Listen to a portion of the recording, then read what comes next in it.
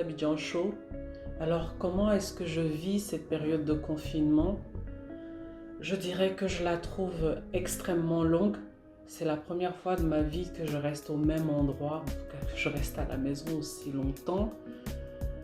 Et inquiétante au vu de toutes les pertes humaines que nous avons constatées ces dernières semaines. J'ai été touchée vraiment de manière directe parce que j'ai perdu mon ingénieur de son junior.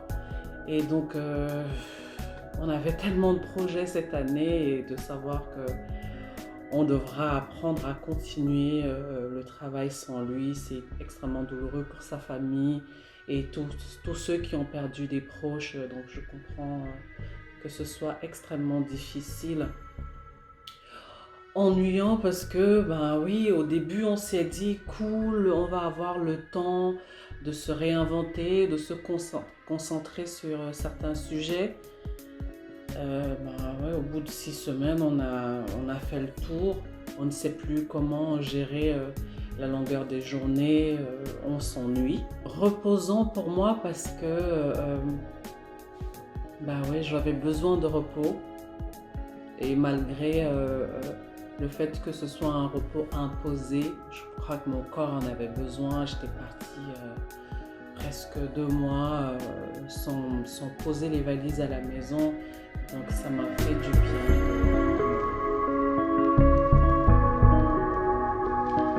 Je dirais dans un premier temps que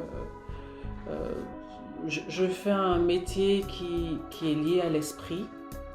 Donc effectivement, j'ai la phase qui est la phase de composition, de création où j'ai pas forcément besoin des autres, mais pour matérialiser cette inspiration-là, cette imagination-là, j'ai besoin des autres. Donc en l'occurrence des musiciens, des ingénieurs de son, des réalisateurs. Et je pense que pour moi, c'est la difficulté aujourd'hui de pouvoir mieux développer mon travail parce que j'ai besoin aussi de la sensibilité des uns et des autres pour donner corps et vie à ces œuvres que je peux composer toute seule. Et donc en famille, c'est plus compliqué aussi pour ceux qui ne vivent pas avec leur famille parce qu'ils ont été contraints d'être confinés. Là où le confinement les a trouvés, la décision de confiner le monde entier les a trouvés. Donc je pense aussi que personnellement, c'est peut-être ça le plus difficile. On aurait aimé avoir tout le monde à nos côtés pour partager ce moment dont on s'en souviendra longtemps. Je dirais que la sensibilisation, il m'a été donné de faire une vidéo en tout début de confinement pour sensibiliser en même temps mes fans, mais le monde entier parce que ça concerne tout le monde.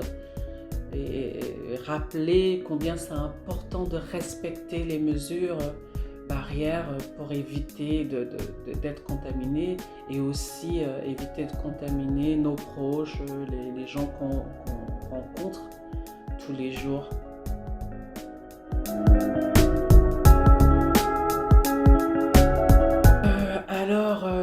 Le dernier mot que j'ai envie de partager avec vous, c'est que nous traversons un moment important dans l'histoire de l'humanité et je souhaite vraiment à tout le monde de faire un point sur ce qui est essentiel.